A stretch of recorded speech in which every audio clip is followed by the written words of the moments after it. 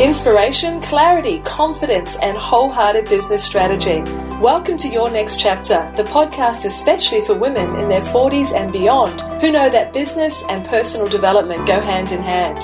Tune in each week for marketing, mindset, and personal growth strategies, along with inspiring stories from women around the world who are creating new businesses and lives that are personally fulfilling and financially rewarding. If you're looking to create a business and life you love, you're in great company. Let's find out what will unfold in your next chapter. I'm your host, Angela Rasmus, and I'm so delighted that you're here. Hello there, this is Angela, and welcome to episode 24 in the Your Next Chapter podcast. Thanks so much for spending your time with me today. Well, this week I've been having a wholehearted conversation with the delightful and energetic Liz Scully. Now, Liz is the founder of Rethink Central, which is the home of Masterminds. But that, of course, is her current chapter. It wasn't what she was doing in the initial chapters. In fact, her background is in film production, spending 20 years producing special effects for Hollywood films. She's an Emmy award-winning producer, and a lot of her work has also been Oscar nominated. So we're talking a very, very successful first chapter. But what was happening to Liz is that she started to realize how much stress she was under in this type of working environment. And she built, in her own words, an escape tunnel. She actually created Rethink Retreats, which ironically enough is all about, or were all about, leading a less stressful life. Talk about teaching what it is that we need to learn ourselves. Now, after a time when she did leave the film industry, she recognized that the skills that she had built up there could be used in this very new business. She had this capacity to bring teams of people together and actually create amazingly great results. And essentially, that is the definition of a mastermind. A small group of people who meet regularly and set goals to achieve by the next time they get together, and for that group to be well facilitated so that you do indeed reach your goals.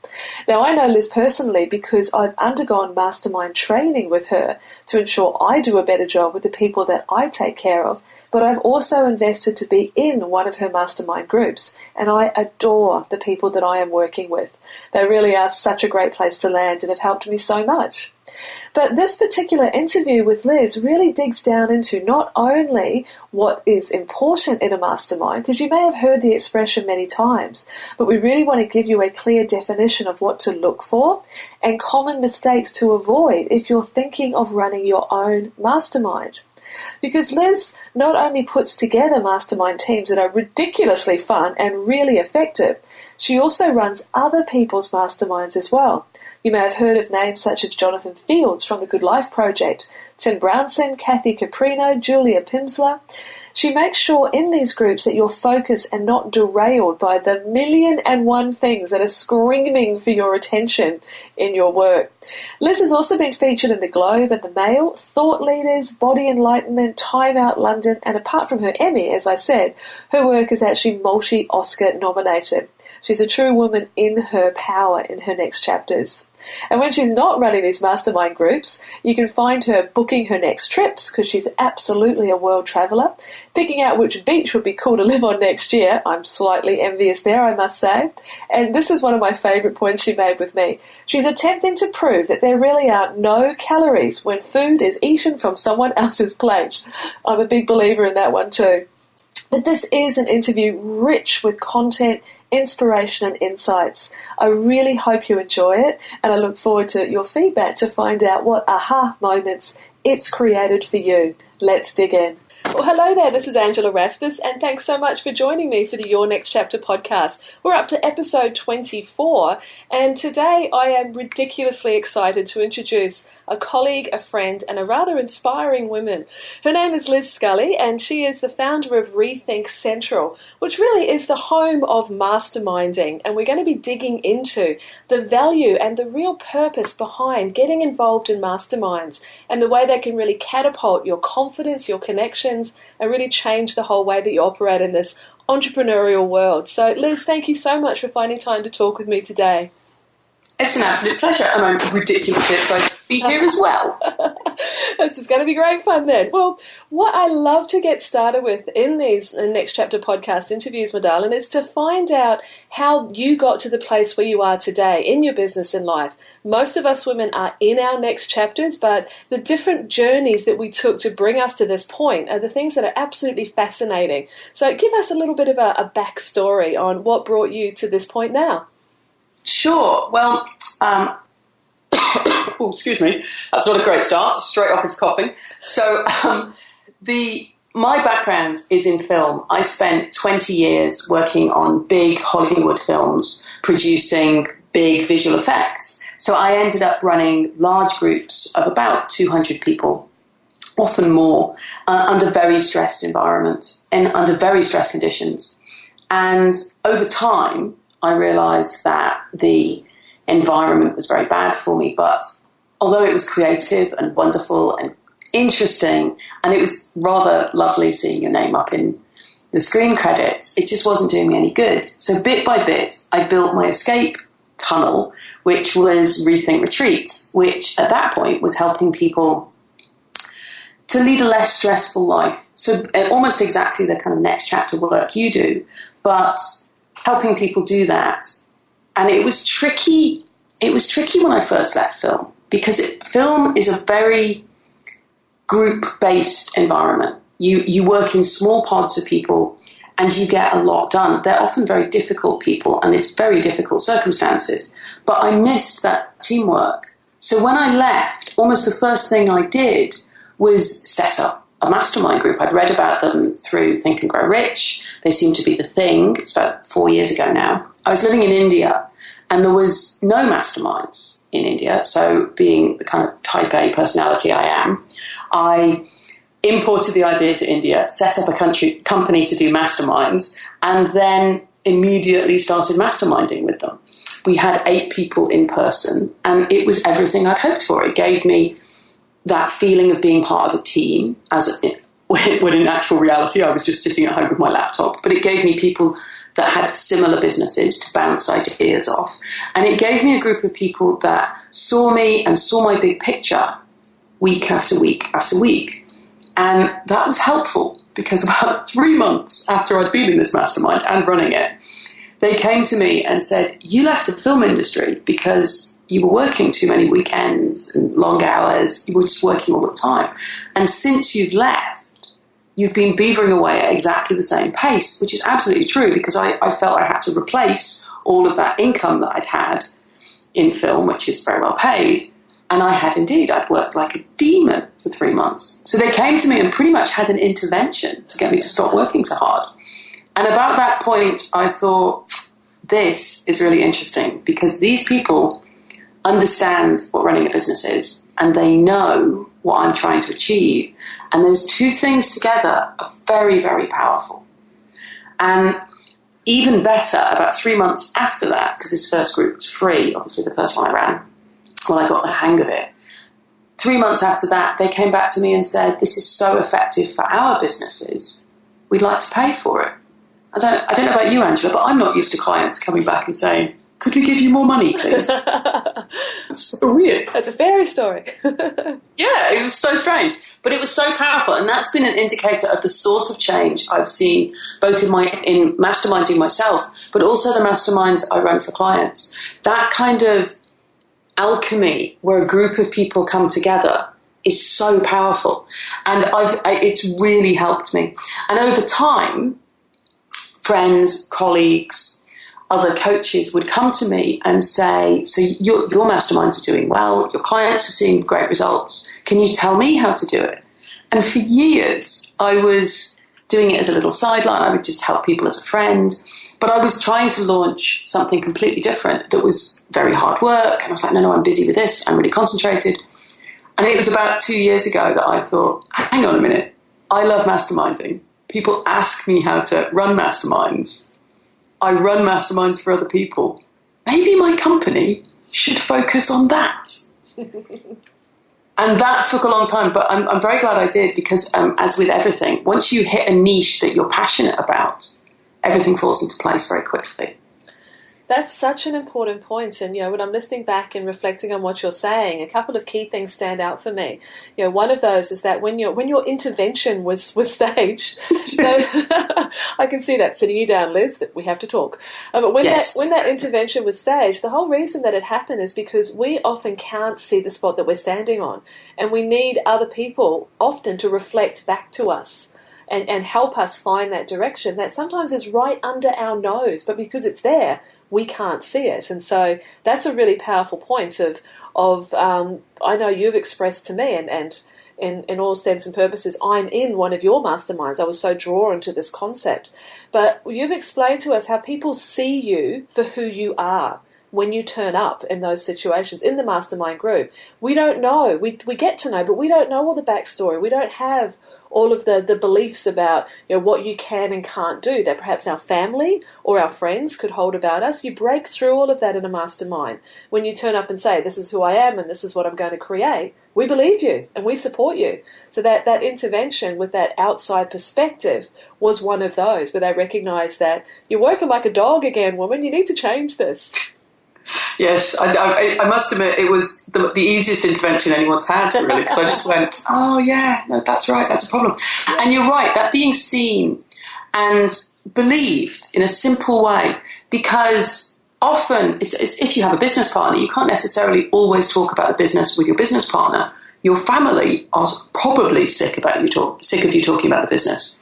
So like, having a place that you can go to regularly and be a little bit vulnerable, a little bit cocky, and also somewhere where you can celebrate the small wins. With that same first group that I had, I remember I put together my first landing page, which was 4 or 5 years ago. That was quite a big deal. There wasn't software to do it easily, and I'm not a web coder. I do know a lot about graphics, but nothing about web coding. And I put together this rather sad landing page. It took me ages. I showed it to my partner, and he pretty much just grunted and walked away. It's all right. I was like, hang on a minute, that took 2 weeks. I showed it to my mastermind group, and they were thrilled. They gave me exactly the props I was looking for because they knew how much it had taken. And sometimes it's the little things that are the biggest that need celebrating. And as entrepreneurs, I don't think we always celebrate stuff. I think that is so true, and when we actually do pause, sometimes when we are motivated or reminded by somebody else to celebrate, that's what I call future fuel. When you actually take in that celebration and actually do recognise what it is that you've achieved, even those little pieces, that gives you that future fuel to keep building and moving forward. Because so many of us, so many of everyone who's listening right now, we're going it alone. I'm sitting here in my little office at home. You're sitting there in your office in New York, and we're individuals. And that connection between people when you're on this similar journey is just invaluable, absolutely invaluable. Oh, completely. And when you work alone, even though both of us have very, very social jobs, because the nature of it is fundamentally sitting alone with a laptop, it's hard to have those little moments, the little water cooler moments, the little high fives that make all the difference. And I love that term future fuel, because I find with my entrepreneurs that, generally speaking, however golden and fabulous an achievement is, they've got 20 people for their course, they've aced a sales goal, some small part of them immediately kicks in and goes, well, I got 20 people, but I could have got 22, I could have got 23. Sure, I had my first 30K month, but it could have been 35 if I tried a bit harder. So they never really sit with that wonderful feeling, that kind of pat on the head stuff. And it's so important. It is. And that's interesting, because one of the things that I see that happens a lot with women who are, in particular, because that's the people that I work with who are moving into the next chapters, there's 2 areas where we can often fall down. And one of those is comparisonitis. Like, yeah, okay, I'm doing this, but wow, look at what they're doing. And the other, maybe I should be doing it that way. And the other one is the dismissing our achievements. Always being rather hard on ourselves, which is exactly the thing that you've just described there. And being rescued, so to speak, out of your own funk. I mean, we're recording now at what is today, the 11th of May. And I spoke with you before we started this call that I've been in a right funk for the last 3 days, feeling really doubtful, feeling really, like I'd lost the mojo, so to speak. And what did I do when I realised this was happening? I reached out to the people who I mastermind with, and I asked for a hand up, because you could be vulnerable with these people who know you well. Now, if you're not in a mastermind right now, then I often recommend you use what I call belief buddies. So individuals who know what you're trying to achieve and who hold your vision in their heart in the same way they have their own. So you put your hand out and ask for a lift up, so to speak. But because of that exact fact that I could not see all the good stuff that I've done lately, all I could focus on was the crap. All I could focus on was that I didn't quite reach that goal and I'm feeling really bad about it. So the mastermind in that situation can make such an enormous difference, can't it? Oh, completely. And it works both as people maybe guiding you when you've wandered off track a bit. Weren't you going to focus on this aspect? And you seem to be working on this big shiny thing over here. Which I fear a lot of us go for. But I think just knowing that there's a place where you can say, could I just have a bit of a wine for a second? Or even somewhere can you just remind me of 10 things I've done, 5 things I've done? And I think there's actually very solid psychological elements to this. Because if your subconscious if you're all working for a goal and your subconscious knows you've achieved it, but your conscious mind is simply going, oh, well, it could have been a bit better. What's driving your subconscious to work with you for the next goal? You kind of need to train your brain that when you achieve something, you acknowledge it and it gets some kind of reward. And that reward can be an afternoon off, a walk, even just a high five internally. I think it's really important that you do that. And your mastermind buddies will not let you ignore that. So it's great to have an accountability buddy for exactly the same reason, but somehow having a whole group of people is even better and much more accessible, because there's always going to be someone who can give you that at a girl kind of moment. Absolutely, someone who's available. Like in the mastermind that I'm in, there's 4 of us, and when I reached out and said, "Hey guys, I need a lift. I'm feeling pretty crap," there was someone who was online at that moment. I don't know what the time was because they're overseas, but they were online at that moment. And so they could respond to me very quickly. And so that feeling of being held and lifted and supported was really important. The other 2 people then chimed in as well when their time zones sort of enacted with mine. But yeah, just having the one person is fabulous. But, if one's good, 3's got to be better. Absolutely. And I think there's something about the longevity of a mastermind as well. Most of mine are the shortest of 3 months, but most are 6 or a year, 10 months. I think the one you're in is running for.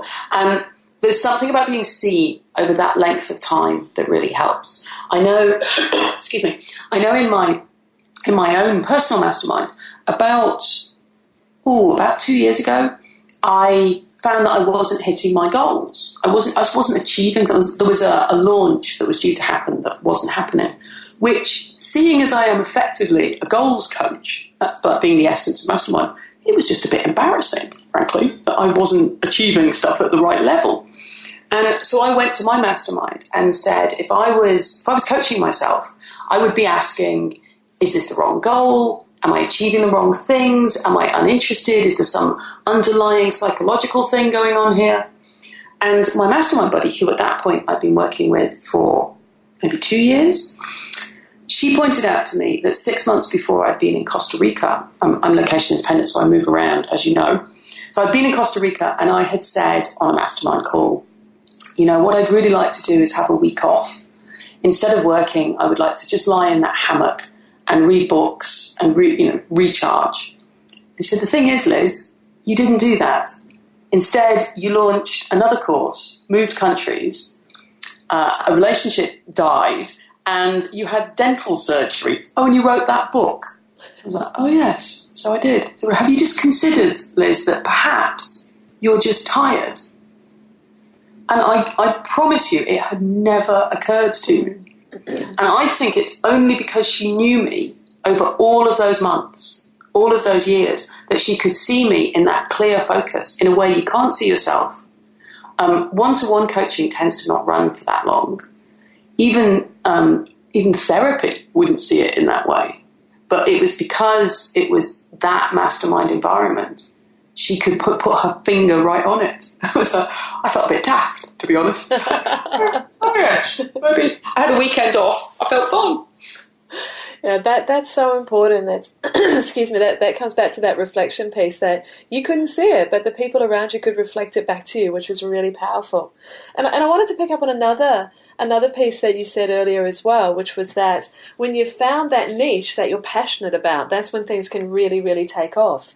And I think that's a commonality that I see in next chapter businesses, and really want, if you're listening right now, really want you to connect into, is that it's following the breadcrumbs, so to speak. It's, there can be a lot of concern and getting yourself a little bit churned up about what's my purpose, what am I here for? And we can really get in a turmoil about what that thing is. But if you just pause and look at the breadcrumbs, where are people asking me about things? Where are my interests? What lights me up? And when you started to pull those pieces together, then you really, the Rethink Central really took off. Did you find that you had to give yourself any sort of permission to really, can it be this easy? Like, this is really what I love. Surely there's some strings attached. Because I know a lot of people that I've spoken to question, well, it can't be that, because that's too easy. We sort of discounted those sort of things.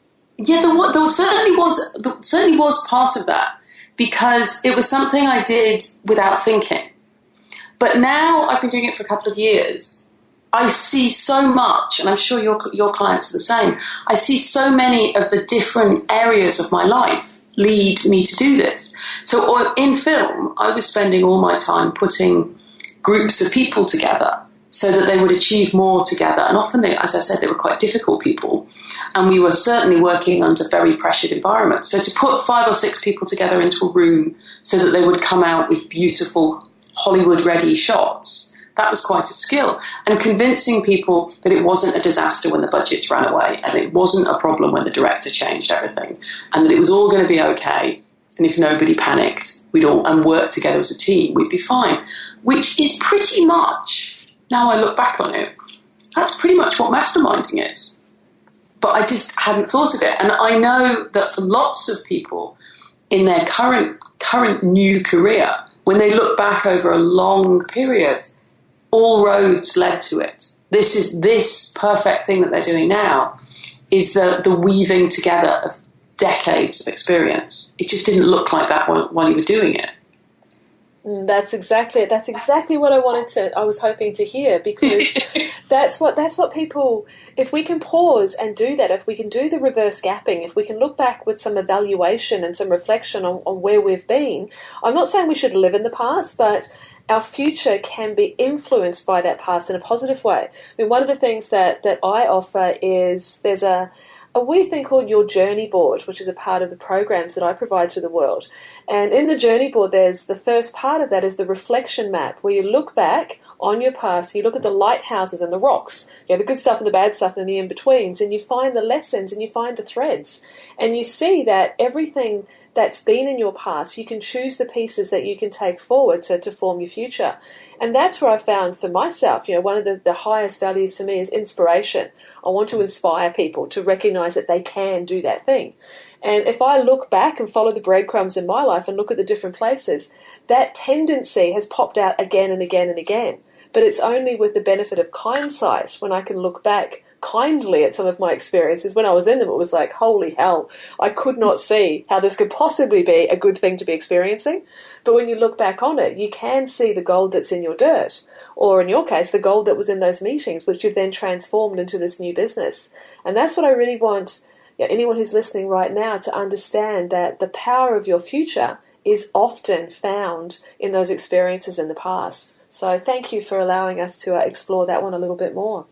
So, absolutely. So now that you've found your sweetest spot, now that you are this goal, essentially, as you said, a goals coach, but Rethink Central is the home of masterminding. Let's dig down into that a little bit, because you and I are very familiar with what the term is, but perhaps some people listening aren't. So give us what you would say is the real definition, Liz style, of a mastermind. No pressure then. I like that. Not at all. So a mastermind is very simple. It's a small group of people, ideally more than two, so at least three, up to any number really. My groups are about between 4 and 6. So it's a small group of people. You meet regularly, set goals for things that you're going to achieve the next time you meet. That is the essence of it. That's all it is. And you meet over a lengthy period. So 3 months will be a minimum. And the reason it's powerful is that the accountability of having said that you're going to achieve something means that it gets done. And before you set your goal, you can ask your mastermind buddies what they think about it. So not just the goal, but you can bring maybe a marketing question, you could bring problems with staff, maybe a mindset issue, whatever you want to discuss. You have a group of people that you get time with, that you get their insight. And because they know you and because they come from a different environment, they're going to give you different feedback than you get for yourself. And often I find that with my mastermind, it's when they're helping other people, when they're making some beautiful, nuanced point for someone else, that there'll be a pause and they'll think, oh, maybe I could do that in my business. It's incredibly simple, but incredibly powerful. That's very true. That I know I've experienced that myself when I'm making suggestions and listening to somebody else's problem or challenge or celebration, that, you get that little dawn of realization. And it's because you never would have got to that point yourself. You can't think your way into solutions sometimes. Like the discussions that I've been involved in and the parts of my brain that I go to as a result of that discussion, I never would have got there because I wouldn't have had that input that took me to that place. And that's where the fresh ideas come from. I found that's one of the most powerful experiences that I've had. Oh, absolutely. And I think there's also someone else's problem. You're so freed up about it. You don't have all that, I can't do that, and this would be tricky. Because with someone else's problem, just like with someone else's love life, you can look at someone else and go, well, they shouldn't be dating them, and here's why. And you're very clear about that. You can do the same for someone else's marketing. But in your own relationship or in your own marketing, you can't see the problem at all. So having someone else give you very generous, and it's a very careful environment. So it's a place that is very safe. So have people giving you generous feedback and knowing your foibles and seeing you over time, it's very powerful. And there's also the fact that you come together specifically to talk about whatever the focus of the mastermind is. Now, mine are entrepreneurial, but you could run them about absolutely anything. Growing a garden or losing weight or building a house, pretty much anything would work in a mastermind environment. I know writers' circles are effectively masterminds. And that principle of having a place where you come week after week after week to do a very specific goal, and you've told people that you're going to achieve it, and you know that you can speak safely and openly about it, it's ridiculously powerful. So what's the difference then is between, because I know some people will be thinking, and this is certainly something I question, what's the difference between a mastermind and a group coaching environment? Because group coaching, you're coming together in a group, everyone's talking about different things, but there's obviously a big difference between the two. Could you give us your input on that? Oh, of course, and you're right, lots of people get this confused, and it isn't helped by the fact lots of things that aren't technically masterminds are called masterminds, which confuses it for everyone. So in group training, it's one to many. So one trainer and lots of people listening, and there might be a Q&A at the end, but even then you're digging in for their information, and one person is broadcasting out to lots of people. In a mastermind, it's many minds coming together. So although I'm facilitating it as a coach and giving a coaching answer and support for everything, most of the content comes from the people in the mastermind. So each of us has an input, and everyone has an even weight, and that's important because often where I speak last in a mastermind so that everyone gets a chance first. Often some of the deepest and best coaching I've seen comes from the other members because everyone brings their own experience and they see people differently. It's incredibly powerful. So that many minds is a mastermind and one to many is training. That's a really important distinction. And actually that point about some of the best and the deepest coaching has come from other people within the mastermind is something that I've certainly experienced myself in my own coming right out of the entrepreneurial world and into the personal life. I'm a part of the recovery movement, and one of the things that we do is that we have meetings together where we look at what it was like and what happened and what it's like now. And in that it's like a mastermind experience where everyone is coming together and sharing their perspective and reflecting back to each other. And I have found the deepest wisdom in those situations where I can tap into, everybody's perspective. That has been the source of my greatest growth, of hearing, what other people are going through and hearing them reflect back on what's challenging to me. And I think that's, for me, where the seed of the power of masterminding actually was sown. And that's why I'm so drawn to it as a support mechanism as an entrepreneur. Oh, absolutely. And I think we don't often tap into the experience of the people around us because we're not able to do it in a sort of slightly formal way. Not that masterminds are formal, but you're in a position where you're there to share. And as with so much, the more you give, the more you get. Mm. So actually being in a position where you can hear that, you can ask those questions. What have you done? I'm feeling really whatever, fill in the blank. What have you done in this position is so powerful. And often it's the smallest throwaway comment that can make the biggest change. Somebody saying, oh yeah, no, I had that and I did. And it can be something tiny. I gave myself, like my friends suggesting I take a weekend. I hadn't thought of that. Absolutely life-changing that was. And it can be the same in all sorts of ways. So at the end of my mastermind sequence, when we're drawing to a close at the end of our 6 months, then I have a bonus mastermind, which is specifically to thank the group. And it sounds a little bit cheesy, but there is something huge in being able to say to someone, when you told me X, that I'd never thought about it, totally changed my life, or totally changed my perspective, or totally changed my marketing. Being able to say that is good for us. This is going back to making your subconscious happy. But it's often hard for many of us to hear praise. And to have a group of people that you've been through this arc, this journey, to have those people take a moment to say, that was really good, and you really helped me in this specific way. It's really powerful. Oh, that is so true. And, so often we forget ourselves, or we don't even think or are consciously aware of the impact that we can have on other people. The positive impact in this respect, that something that we've said or done can inspire someone. And sometimes we don't even know that. The ripple effect that things that we do and say can have on those around us and then those around them is massive. So that acknowledgement is very, very powerful. That's a beautiful thing to do. So, absolutely. So let me ask, so let's say we know that, you and I were talking again before about a natural trajectory is that you might start off as an individual recognizing that you need to have connection. You can't continue to work alone. So you might have an accountability buddy or what I call belief buddies, those people that you reach out to. And then you might go the next step from there and actually create your own informal mastermind, an unpaid mastermind with some other colleagues. And that's certainly something that I did before I then stepped forward and actually invested at a high level to be in a mastermind. So wherever you're at the moment as an individual, what would you say are some of the key elements to get the most out of any mastermind, paid or unpaid, that you're currently involved in or even thinking about creating? Well, as I said, the first thing is to throw yourself into it full on, because excuse me, the more involved you are with the other group members, the more you'll feel part of that team. Obviously, the more that will come back to you. So being all in is important. And I find that very quickly, I've just joined a new mastermind this week. I might be a mastermind junkie. I'm in quite a few of them. So I've just joined a new one now, and I am I've set a chunk of time aside this week to get to know the other members of the group. What do their businesses need? How can I help them? How can I support them?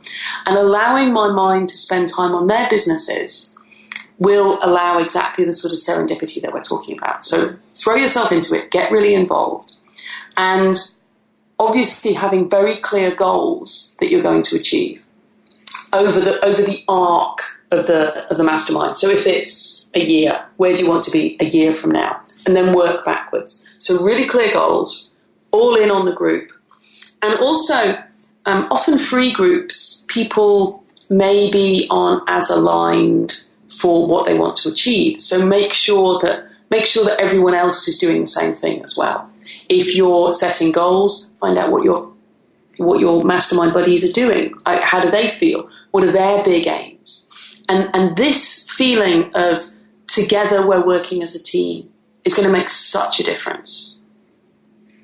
Yeah, that teamwork aspect, as we said, that feeling of the cohesion and we're in this together is the really powerful point. So those are great tips. So whether you are starting your own or whether you are looking around for a mastermind to get involved in, those are the things that you got to hold at the forefront when you're searching for a good fit between you and the opportunity that's there. So let's look on the other side. So you can be a part of a mastermind, which is very powerful for all the reasons we've discussed. But what if you have a desire or this burning sort of pull to be someone who hosts or facilitates a great mastermind? So let's put ourselves in the host shoes for a moment. What is needed there? What are the key elements to be involved to have a positive impact in that way? Well, it's a great question. I actually think pretty much anyone can run a mastermind. I don't think you have to be a coach to do it. I think what you need to have is a desire to help people, an ability to make that clear. So obviously if you're a coach, it's coaching. But if you are, say, an accountant and you want to set up a mastermind group, I've been trying to convince my accountant for ages to do this. As I said, I may be addicted to masterminds. And he's used to helping his clients get very clear on what they want to do. So being able to transmit your ideas clearly, and the very basics of it is you need to be able to facilitate a meeting. You need to be able to keep people to time, to make sure that people turn up together. But probably before even that happens is you need to choose the right people for your mastermind. And this, I think, is the largest mistake that people most often make, is when they're putting one together, they'll take pretty much anyone because, to begin with, you just want to get stuck in, really. But with the right mix of people, that's where this mastermind magic happens. It's quite hard to say. If you have the wrong people, so you have people who are perfectly fabulous, but perhaps their goals are different, their revenue aims are different, or more importantly, the speed with which they want to achieve that.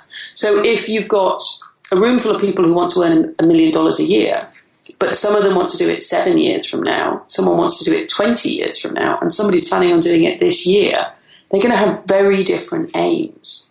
So that feeling of managing personalities, aims, what people want to achieve, choosing carefully is important. There's a few basic facilitation methods, but part of what I teach people is how to help very gentle coaching. So coaching that pretty much anyone can do. So a bit of coaching, a bit of time management, very careful choosing. Yeah, I think that final one there, the point about the very careful choosing, is a really, really important one. If you're going to be leading these sort of scenarios, you do need to make some choices. And as you said, they can be perfectly fabulous people, but if the goals and that trajectory of the journey that they're on is very different, then you're not going to get that cohesion, or rather, I love the word that you use, the alchemy. Yeah, the alchemy in that group dynamic. So I guess there's a little bit of a selection criteria, so to speak, that you have to step through. And that's a bit of a skill. That's a bit of a skill to be able to do that. Are there particular questions that you ask, or how do you ascertain a good mix for a mastermind? This is my particular obsession, because I don't know if you've ever been in a bad mastermind, but I've been in some terrible ones. And it's almost always been the wrong people. So the questions that I'm interested in is, are people introverts, extroverts? Are they more carrot or stick? Like, as in, do they run towards their goals, or do they run away from their fears? Are they more strict with themselves? Are they visual learners? Are they audio learners? So I get a whole bunch of that information, and I look at their goals, their timeline to their goals, and their personalities. So introvert, extrovert, how quickly do they want to achieve stuff, and what exactly do they want to achieve are the three things I look at. But when I put a particularly good group together, I'm looking for a mix of introverts and extroverts together, and I'm also looking for each person to need 2 or 3 things from the group that can be answered very clearly, and also 2 or 3 things that they can give to the group. So it might be, I don't know, one of them might be a Spanish speaker, and one of them might want to learn Spanish. One of them might be, in one of my groups, I'm location independent, so I have 2 or 3 people who are location independent. They're great because we can all support each other on the difficulties of not living anywhere in particular. But there's also coaches, and there's one coach who's a film director, one coach who wants to make films, and that level of a macro, yes, there's a mix of introvert and extrovert and goals, but at the micro level, everyone can help each other in very specific ways. That sounds like a really powerful mix. Oh, my brain is jumping all over the place as we're talking, and as we're, coming to the close on this wholehearted conversation. I think we've demonstrated, well, I hope that we've demonstrated very clearly, the value of being in a mastermind, especially as we started at the beginning, acknowledging that so many of us are working in isolation. So whether you choose to bring together your own mastermind, in which case you've given us some really helpful advice on how to facilitate that group formation so that is hugely beneficial to everyone that's involved. But if we wanted to take that a step further, I know, and you and I have had these discussions, that one of your zones of genius is helping people who have the desire to actually really improve these skills, to take masterminding to a new level. And you actually offer some very specific training about that. So I'd love you to let us know what's involved in that, in case there's people listening going, you know what, I want to go the next step. So can you explain to us about what opportunities are there? Oh, bless you for that. Thank you very much. I have several levels of training, actually. So there's Mastering Mastermind, which is a 2-day training program, which will give you all the ins and outs of things like how to choose people, how to mix groups together. The next one of those is running 21st and 22nd of June this year, and that will be on sale at the end of June. There's a little mastermind that goes with that as well as an add-on. And then I'm just launching a Mastermind Coaches International Certification course, which starts in July.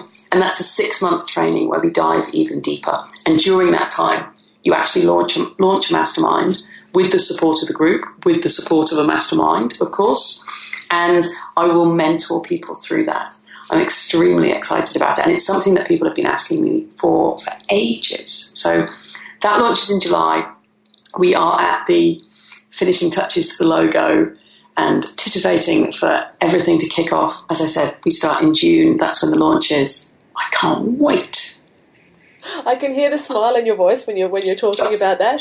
So excited. It's lovely. And best of all, a sign that you are this. Going back to our earlier question about sign that you're doing the right thing. There are 12 places on the certificate course, and we've already filled 5 of them. We haven't actually launched yet. We haven't even launched, yeah. And that's that. And listening to another thing that you said there, people have been asking you for this. And I think a lot of us in our businesses, we miss that point when people are actually suggesting things or asking things of us to create, and we're like, well, I'm over here and I'm doing this, and I haven't got to that yet, and I will get to that. And instead, we're creating other stuff. So important to have your ears, open to those sort of signs, and then they get snapped up. A la, haven't actually launched yet. 5 places already filled. That's a pretty good sign. Exactly. And also, as I'm creating the course, during those pre-launch sales conversations, which was, that's pretty weird. I have to say that it's very weird to be effectively launching something that you haven't created yet fully. People were saying, is it going to have this aspect in it? So, well, I hadn't thought of that, but yes, absolutely, yes, of course it is. And this is textbook launch stuff. Create something that you know people are going to want, and then put the fine details in as you're selling it to them. And thus, in July, I'm going to give people exactly what they want, plus all the stuff that I know they need. And it's no wonder it's selling well, because it's what the market wants, and it's going to be good stuff. And I'd heard people talk about this so often in perfect training. I know that I've seen people like Evan Pagan and Jeff Walker talk about this, and I'd always thought, isn't that odd that they get to do that? But And I swear it's because when you're in alignment, you're doing exactly the authentic thing. It kind of happens automatically. It's a very beautiful thing. That's that concept of when you're in flow, very much in flow. When things are, and this has always been the interesting balance, I think, because sometimes you have to push, sometimes you have to hustle, sometimes you need to motivate yourself to move forward. But if that's happening all the time, and you've got that feeling of contraction and heaviness, then you've got to have a look at what you're doing. But on the other side of that, when something flows as perfectly as this has, that's a true sign that you're obviously, as you're saying, in alignment. And sometimes we've got to find the balance between the two. It doesn't always flow perfectly, but it certainly shouldn't always feel as though you're pushing the proverbial uphill. So true indeed. So I know one of the other things, just as we're drawing here, there's a beautiful resource that you provided us with. Now, some people listening will be ready to move forward, whether that be to explore a mastermind experience or whether that be to actually create their own, or to move forward and actually become a certified, the Mastermind Coaches International Certification course. I just need to say that back to you so you can hear it, because it's got, that sounds really meaty.